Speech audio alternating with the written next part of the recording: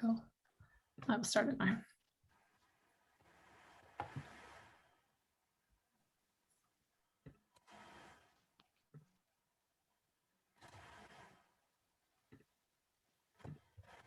Welcome everyone that's joining.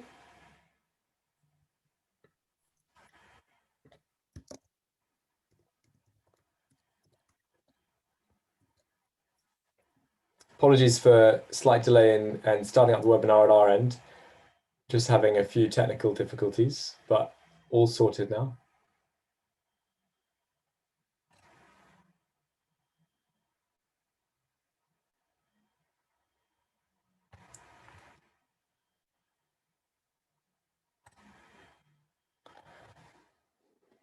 If you've managed to get in okay and have a moment, it'd be great if you could just in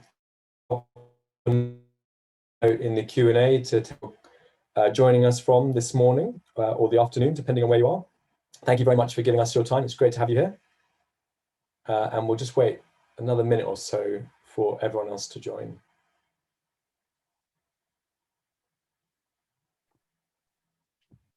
Good morning, good morning, good afternoon. My apologies for being late. I had some technical difficulties here, but nice to see you all. Great to see you, Becky. Hello, Becky. Good morning. Good morning.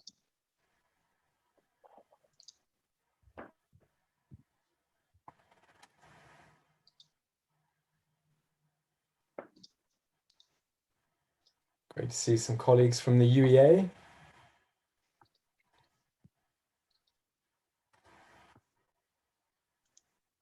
And also from Albany, from the Netherlands.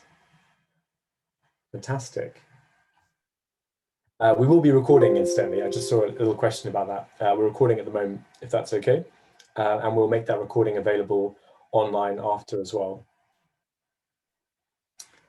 And from Rhode Island, Los Angeles.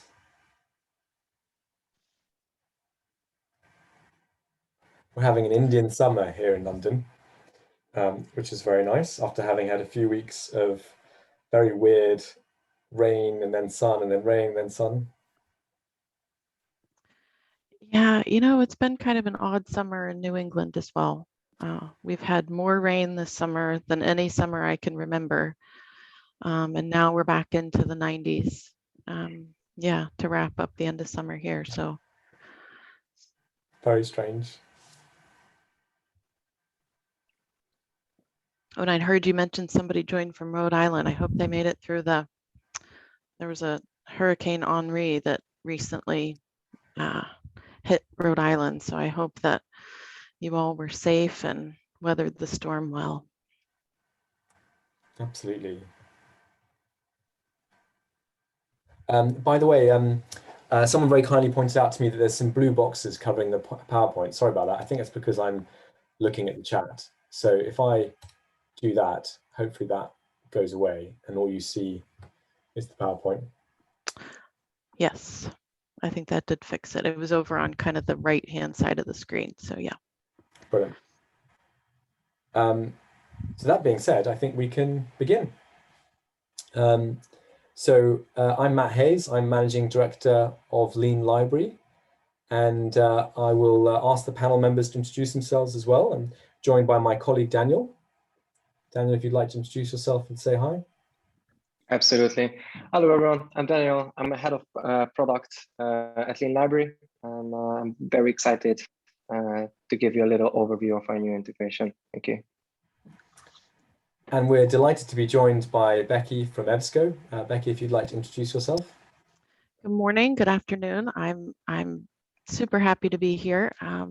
Thank you, Matt and Daniel, for having me join you for this webinar to talk about this exciting integration with Lean Library and EBSCO Discovery Service. So I'm excited to talk it through and hear your questions and feedback about this great integration. Thanks so much, Becky. Yes, please do put your questions into the Q&A section as we go along, and we'll make sure to address them, and we'll also leave plenty of time at the end as well.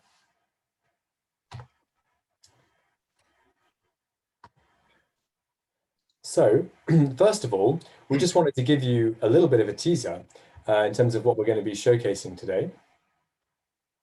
Matt, apologies. We still seem to be seeing, I think, 2 gray boxes. Is there anything overlaid on your screen? That one. Oh, Exactly. apologies. That's your No video. worries. That's Sorry. funny. All right. So everyone, I'm basically driving blind in that case. I can't see any of you. So you'll have to shout at me, Daniel, if I'm missing a chat or anything. So this is just a little teaser of what we're going to talk about today. We're showing you here the ability that you have now with the Lean Library browser extension to bring in the discovery search results from EBSCO's discovery service directly into user workflows. And you see it there on Google. This can also be achieved on other parts of their online workflow as well. So this is what we're going to be showcasing today. We thought we'd start right at the beginning and showcase that because hopefully it conveys the real potential that we have here, bringing your library discovery into user workflows. The agenda for today is going to be an introduction from Becky on the EBSCO side, and then we'll talk about a bit about Lean Library. Then we'll go into the integration itself, showcase more of the integration and talk about the technical aspects to it, and then leave plenty of time for questions. So with that being said, I will hand over to Becky to go through EBSCO. Thank you, Matt. Good morning, good afternoon again to all of you who've taken time out of your day to join us today. I just want to say thank you for your time to hear more about this exciting integration with Lean Library Futures and EBSCO Discovery Service. Our goal is to deliver relevant search results right into the patron's workflow, wherever that may be. And I think you'll see throughout the presentation, especially when we get to showing the actual integration, you'll see that the solution really offers that benefit to your users. And I want to say a special thanks to Matt and Daniel and Clara as well. I've really enjoyed working with you on this integration, and I look forward to continued partnership. So EBSCO Information Services, if you want to go to the next slide, Matt, we really, our mission is to transform lives. How do we do that? We want to provide relevant information, reliable information, focused on when people need it, where people need it, and how people need it. And I think what you'll see as we step through this presentation and see how the integration between Lean Library Futures and EBSCO Discovery Service has been developed, it's just another example or avenue through which EBSCO is really striving to achieve this goal. So who is EBSCO Information Services? If you haven't heard of us, we are a company that obviously you can see we've been around for quite a while, over 75 years serving information needs institutions and organizations globally. What do we mean when we say we're serving institutions and organizations globally? We serve over 100,000 organizations around the world using EBSCO Information Services products. So if you go to the next slide, actually you can skip to slide 12. We really service a number of different types of organizations through EBSCO Information Services products because we understand that there's a variety of research, qualitative research, learning, and intelligence gathering needs depending on the market that our customers and our users are in. So we service qualitative research for colleges and universities, as well as school libraries and public libraries, clinical decision support systems for hospital and medical schools, and a number of intelligence gathering solutions focused primarily on corporate and government institutions. So if we go to the next slide, EBSCO Information Services has worked tremendously, especially over, I would say, the last 10, 20 years. We've really worked to become one of the leading software as a service providers and technology partner for libraries. This integration and partnership with Lean Library is just one example of how we want to continue to extend our technological capabilities and partner with those folks to really make sure that we're getting the information relevant and reliable to as many users as possible across the world. We're really excited about the extension of these partnerships working with Lean Library. So EBSCO products, actually, the EBSCO Information Services online research platform is one of the busiest for-fee websites in the world with over 110 million page views per day. So you might be asking yourself, what is EDS? EDS is a single search box that allows patrons to search simultaneously across all their library's electronic resources. It saves patrons time by surfacing the best content. When it comes to content, what do we mean? Well, EDS has more than 3.4 billion searchable records with material from over 20,000 publishers, and that includes over 3,000 open access publishers. So we're talking about a serious breadth of content. And so EDS, EBSCO Discovery Service, as many of you know, is a user interface that's provided through EBSCO. However, what we've done and what you'll see through the remaining presentation with Lean Library is we're providing our common customers access to this awesome search relevance content discovery system via the Lean Library integration. So if you go to the next slide, maybe the next, you can skip over this one. I think I covered this one. So again, the benefit of EDS is really in the power of the search engine. It does more than just provide a searchable index. It helps users find what they're looking for almost immediately by leveraging a comprehensive relevance and value ranking strategy that utilizes numerous criteria, including subject indexing, mapped controlled vocabularies, field weighting, exact field matching, and content attribute boosting, which really helps us understand the user's intent and get them what they need quickly. So again, the benefit that you're going to see through this Lean Library integration is that the power of the EDS search engine is now accessible through this application that you're going to see Daniel develop for us. So the power of the search engine is behind this integration, and we're exposing that content, those extremely relevant search results, right in the researcher's workflow, wherever they happen to start that workflow. So we're really excited to share with you this integration and to hear what questions and feedback that you have. So I'll hand it over to Daniel to show us what we've developed.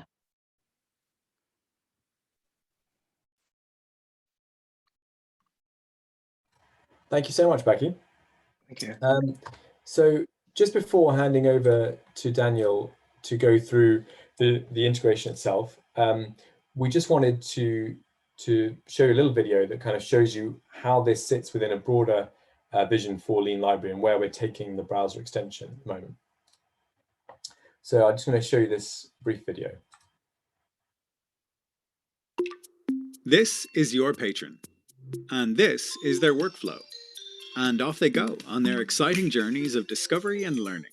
But getting to what they need takes your patron outside their workflow, bouncing them around from one site to another, making access difficult and time-consuming.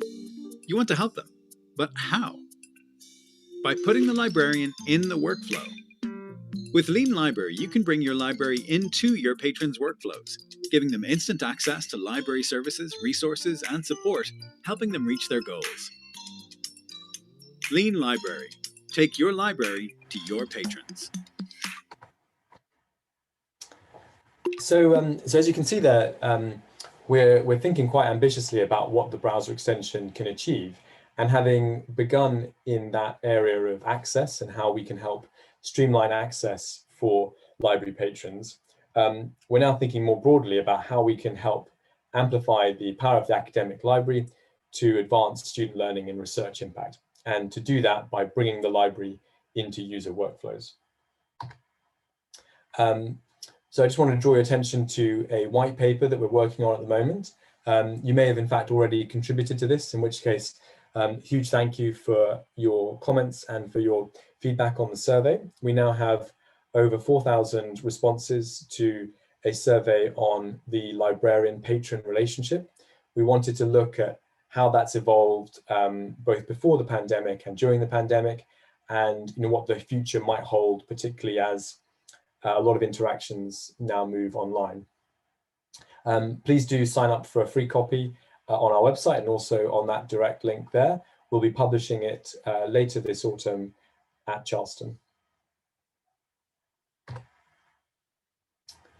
In terms of how we operationalize this idea of bringing the library into the workflow, we have 3 different services from Lean Library. Lean Library Access, which you may be familiar with, our core access solution.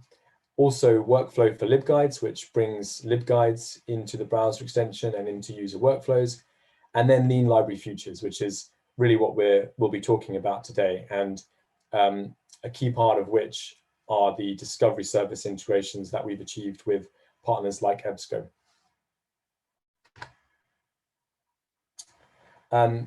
And that EBSCO integration for us is part of this big goal that we have to enable an app for the library that can sit on the patron's desktop. In doing so, we would like to help libraries make that transition from being dependent on users coming to them, whether it's the physical building or the library infrastructure, and instead allow libraries to take their services and resources into the life of the user, into their preferred workflows. So to bring in those valuable library tools like the discovery service with all of its expertise and curation and pinpoint search, but also like things like LibGuides and publisher resources to be able to surface them where users need them.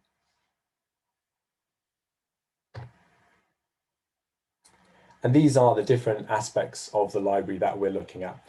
Today we'll be talking about discovery. The other areas we're looking at are library support, library content, library feedback, and library creation. And we'd be very happy to speak further to this in separate conversations. And also we have a series of webinars coming out later this autumn where we'll be discussing more about Lean Library Futures.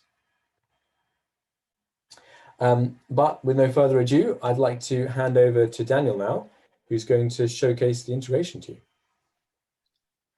Thanks so much, Matt. Awesome. I'd like to just take a little bit of time, and there we are. Sorry, many clicks at once. Yes, so I'd like to just take a few moments, and before heading straight into the integration and basically showing you what it does, I'd like to take some time and show you what Lean Library Access, our legacy product, does and how it helps basically Lean Library Futures. Lean Library Futures, our new product service, essentially sits on top of Lean Library Access. It has every features and functionalities of Lean Library Access, plus all those integrations that Matt mentioned as well. And so that's why I think it is relevant. Now, Lean Library Access really comes from the market of, because call them as access brokers, kind of extensions that manages and streamlines access to academic resources and library services. Now, I'm sure that this question is pretty familiar to most of you, as especially lately, it has becoming increasingly important to make sure that we, and you yourself as well as librarians and libraries, are able to support your patrons whenever and wherever they are. And I think that even though there has been quite a few research conducted on this topic as well, we repeatedly hear case studies and see case studies and hear experiences from our library partners that see a distribution of with regards of starting location for research for the patrons, something similar that you are now able to see on the screen. So what you see really is that the majority, or at least a big portion of the patrons, students, will actually start their research on Google Scholar as opposed to the library's discovery system. And it is a shame. I mean, the discovery layer is basically the best location where patrons and researchers could start their research. I mean, all their resource and licensed academic papers are the easiest to access from there. But this is something that, as opposed to kind of trying to force our patrons to start on a specific location we at Lean Library from the beginning, since we have been developing our products, we tried to approach from the other perspective, saying, well, if they do that, that's fine. Let's just help them whenever and wherever they are. So that's why when it comes to providing you with more information and showing you what Lean Library Access does, I think it's the most, we find this way to be the best, where we show you how patrons are able to find academic resources from Google Scholar without the extension. And then we are going to be able to compare it with the experience that a patron sees when using the extension. Now, I'm sure you're quite familiar with this, but essentially finding a paper through Google Scholar can be quite click consuming and also time consuming. So in this case, a patron finds an academic resource on Science Direct, where even though access solutions are always available from the publisher sites, it tends to be confusing. It tends to be quite different from publisher to publisher. And so it takes a few clicks before the patron is able to find their institution, logs in with their institutional, and is able to get to the paper first, after which the PDF as well. We see this process to be taking just below 4 minutes and approximately 12 clicks. And then as opposed to this, here's how patrons are able to find academic resources with our Google Scholar integration. What our extension is able to do is basically, since it's aware of the affiliation of the patron, it's able to configure automatically Google Scholar for the patrons.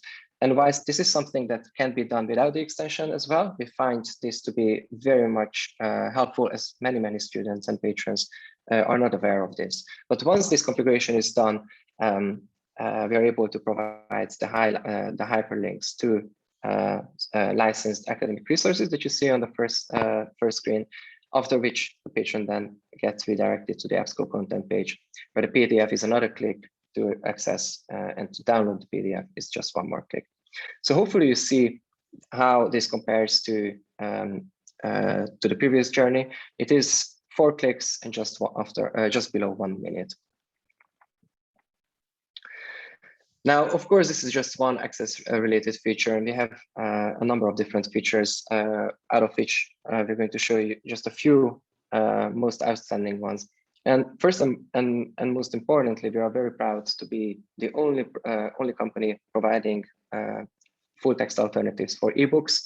Basically, we are able to integrate to your holdings information system and are able to find alternative locations for ebooks when your patrons are looking on them, for example, on Amazon. We are able to surface open access papers as well through our integrations with open access repositories such as Core and Unpayable. And also our solutions work with Streamline with aggregate resource content, which otherwise might be difficult sometimes. And if none of these previously mentioned features are available or are relevant for that specific academic resource, we are able to integrate with your institutional ILL or DDS form, and able to help patrons pre-populate that form for easier procedure. And lastly, the essays message, which you can see on the right-hand side, that's a distinct feature of us as well. Basically, it is a feature through which you are able to show and display customized messages on any locations to your patrons. Now, one of the most popular use cases for this that you're also seeing is, for example, when your institution has licensed to some newspapers or other e-resources, such as New York Times, which generally speaking, is not authenticated through the main authentication system of the library, although many times access is provided. So in that case, you are able to personalize a message to our patrons and help them get access to that newspaper. Downloading the extension is pretty easy. Yes, essentially you just need to look for apologies, I started the wrong video.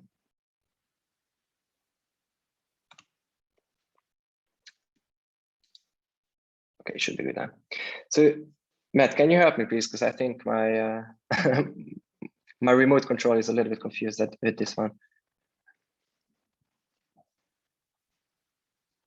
Thank you.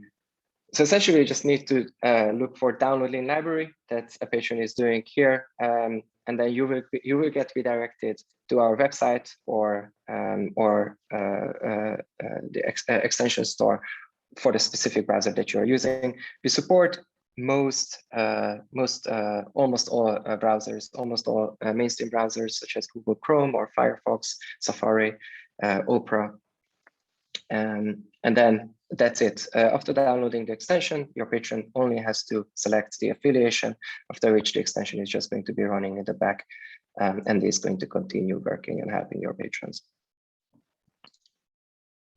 And just to wrap it up, I really just wanted to show you one more video, which kind of shows you the use case on Google Scholar that we started our overview with. And hopefully that will help you see how smooth this process becomes with the extension.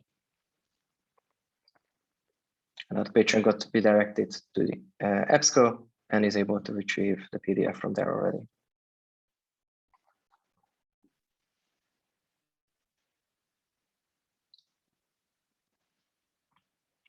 Great.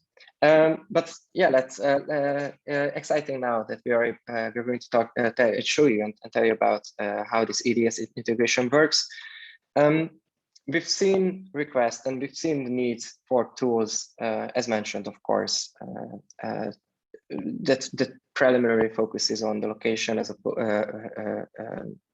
within the patron's workflow, the prioritized location as opposed to one set location. So this is what we're basically doing with this integration. This integration currently works on Google and Google Scholar, but with the intention of expanding it to other relevant locations as well, such as Springer Nature or PubMed, Statista, but essentially to any search engine related page, we are working towards this feature to be supported too.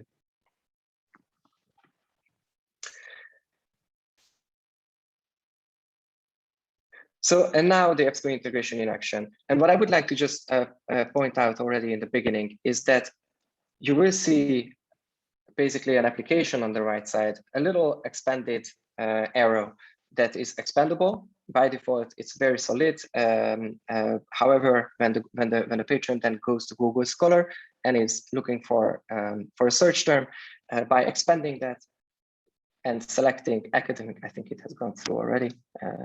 Let me try to show it again.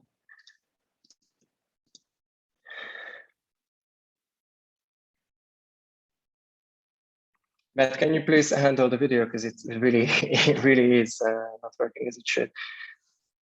The previous one, sorry, because I think it's the second one. Yes, this one.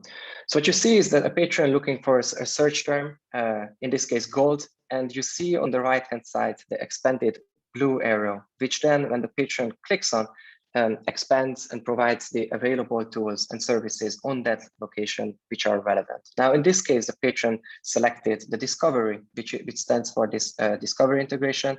And when the user does so, we scrape the search term from Google Scholar, and we'll do a separate API call to the patron's institution's discovery, in this case, to this EDS. And we will inject the first X relevant search results from EDS. And when the patron then clicks any of those items, we will redirect the patron to the discovery. However, within the discovery to the corresponding content page itself. So what you saw here is that the patron got redirected to that specific content page within the discovery that was injected to Google Scholar previously. Now, the patron can decide also to select the See More button, which is showcased in the second video. Here we have already injected the first search results, and the patron is going to go for the possibility to see the search terms. Now, it is important to highlight once again, and this is really one of the values as we see as well, apart from being able to provide search terms and search results in the workflow, we are able to utilize the work and the valuable work from EBSCO here, because basically what we are able to do is that we are showcasing the same results from EDS that EDS would provide to your patrons or yourself if you were to go to EBSCO EDS and do the same search. So the search terms order is untouched. It is straight what comes out from EBSCO.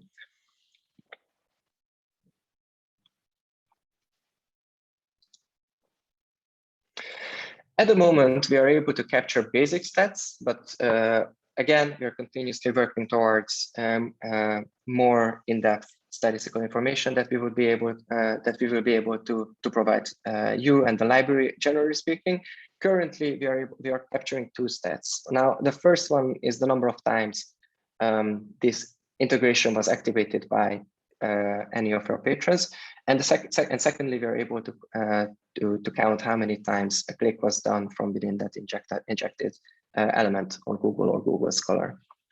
We do these statistical information separate for Google and Google Scholar, and when we are going to be adding new e-resource locations where this integration can be added to, we're going to keep handling them separately so that you're going to be able to see a breakdown of your statistical information. When it comes to configuration of this integration, well, we're basically connecting to the EBSCO EDS API. All preliminary discussions are done between the implementation team and Becky and her team, who are extremely kind and are supporting these topics at all times. So essentially, if you just wanted to trial this or you wanted to use this integration, we will do all the heavy lifting when it comes to configuration for you so that you only have to start using it. And regarding the customization of this experience, there are essentially two things that need to be done. First and foremost, because the guest mode for your discovery is best if it's enabled. We can also help you with that. And secondly, the number of search items that get injected to Google Scholar, that is customizable as well. And also, the whole application, the whole extension that is shown on the right-hand side of your screen, where we provide all other features amongst with the discovery integration as well. That whole thing is customized to the custom, like to the design language of the institution. So essentially, we are able to add a custom icon into that workflow, which really showcases that this is a tool from the library, as opposed to it is a tool from the institution as opposed to a tool from the library.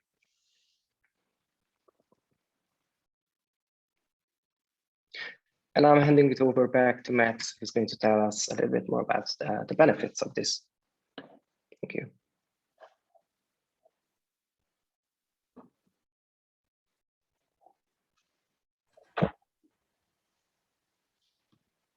Thanks so much, Daniel. So I've just been monitoring the questions as they've come in, and we'll capture those in a second. So in terms of the benefits, I think for us, and I think Becky really said this really well before leading into the Lean Library section, when she was talking about all of the depth that goes into EDS. What we really hope that this will do is encourage particularly undergraduates and early career researchers, particularly in this pivotal back to school period, who maybe are preferring open search tools, that there is huge value in the library's discovery service in actually giving them more precision search and more curated browsing. But also we think this will be a benefit to all patrons that commonly use other open search tools and that are also just browsing the web and may find it beneficial to bring in search results from the discovery layer without having to go directly to that, and to be able to preview them and then go directly if they can find what they need. We know from experience with our browser extension in simplifying access that when we do simplify access for library patrons, it tends to pretty dramatically increase usage of the library's collection. And that's really because the turnaways and kind of giving up of accessing the paywalled content goes down dramatically. And so those library patrons that may have previously just then looked for an alternative are able to get the content that they wanted in the first place. And here are some good examples of the case study we did with NHS Merseycare. Incidentally, the EBSCO increase there is particularly high because there we find that one of the benefits of our browser extension on the access side of things is that where you may have subscribed to publisher content via EBSCO, we're able to notify users when they go to the publisher site that they do have access and this is where they should go to get it, which of course reduces any issues around getaways and failures to get to that authenticated article. The discovery service integration with EBSCO is still at the initial stages, so we don't yet have case study information in terms of the increased usage of the discovery service, but we can share with you a case study we did with Utah State with our LibGuide integration, which launched earlier this year. And we found there that by delivering LibGuides, for resources like Google Scholar or for publisher sites, directly at the point of need, so on the actual resource that they are supporting those patrons with, we saw a really dramatic increase. So you can see here in a like-for-like period year on year, a contrast between the usage of one particular LibGuide, in this case it's the LibGuide for Google Scholar, before Lean Library integrated this with the browser extension and delivered it onto Google Scholar, and after. And after the browser extension was able to surface that LibGuide on Google Scholar, triggered by patrons, we see a really dramatic increase in usage.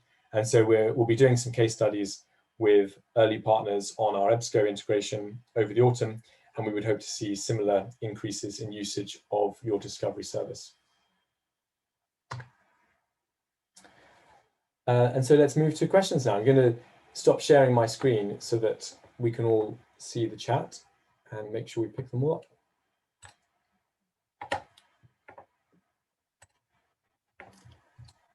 up. Would you like, if you like, guys, I can read them up. So Daniel, the first question we have is on our provision of ebooks and being the only access provider to that. How do we do that, and how do we know what holdings the library has? Excellent question. So indeed, we integrate to the holdings information system of the library essentially, and we do this via direct integrations. And so we are able to validate whether or not an ebook is licensed by your institution, and if so, where that full text location might be. Thanks so much, Daniel. There's also a question here from Rene about one handy feature of Lean Library is that it can refer a user from database A that only contains the abstract of an article to database B that contains the full text. This works with many databases, but not currently with EBSCO host databases, even when the DOI is mentioned. Is there anything that we can comment on to that, or should we need to take that away and review that? I would, generally speaking, it should work the same way whether or not it's EBSCO host database or not. So as long as the DOI is identified on the location, it should be considered equally. And so I would be very happy to look at it with Rene, what might be the case, why the DOIs are not working the same way in their cases. Thanks so much, Daniel, and thanks so much for the question. And then another question is around the term discovery that we have in the workflow librarian, that little menu that Daniel showed you. The question is whether that actual term discovery can be customizable. So could we label it something else like search EDS or anything else? Absolutely, super good question, Ali. Thank you so much for that. Every single title within the workflow librarian that we call it, the sidebar application, essentially, everything about that is customizable. So from the colors, from the text, background, everything together with the label that specifies the feature itself. So very good question, because it is indeed customizable.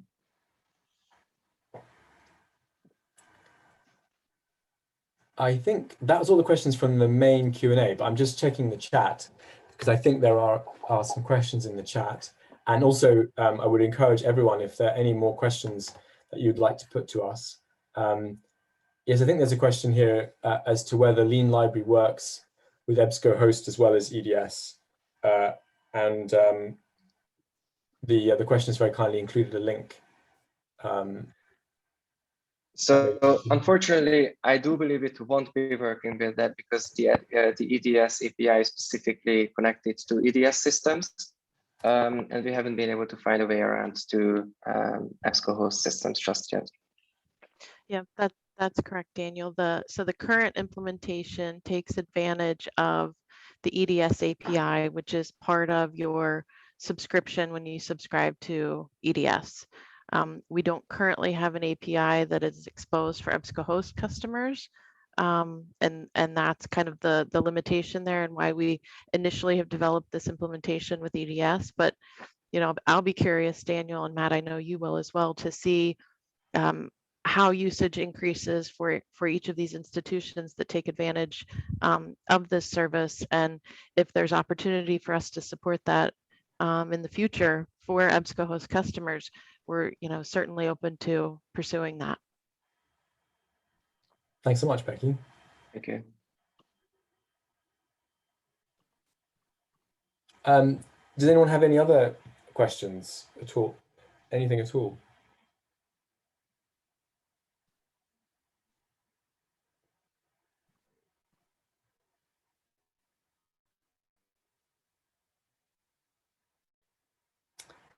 If not, I think that may close out the webinar then. I think that just oh, one right. last one. I think.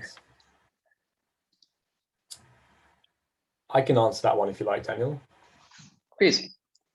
Yes, so this is a question around our timeframe at Lean Library for integrating other search platforms, and maybe I can extend that question further, if you don't mind, into other publisher integrations and other library service integrations. So we do at the moment we have a bit of a hit list of service providers and publishers that our libraries have asked us to integrate with. And we are working through those with the publishers and service providers. So we hope to launch quite a few this autumn. But if there's any in particular that you think would be really valuable to see in Lean Library Futures, we would love to hear of it. It would either validate the priority if they're already on our list, or it would be a new one to add to our list. And we are in fact talking with Scopus at the moment from Elsevier to directly answer that one, and we're in quite advanced stages there. So hopefully we will be able to get that up and running later this autumn.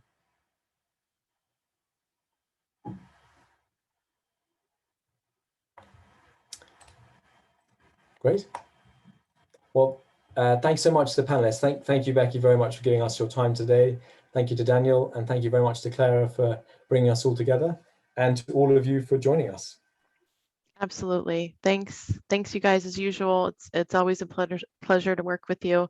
And thanks to everyone again for taking time out today to learn more about this integration. Thanks, everyone. Thank you so much. Take care. Have a great rest of your day. Bye-bye.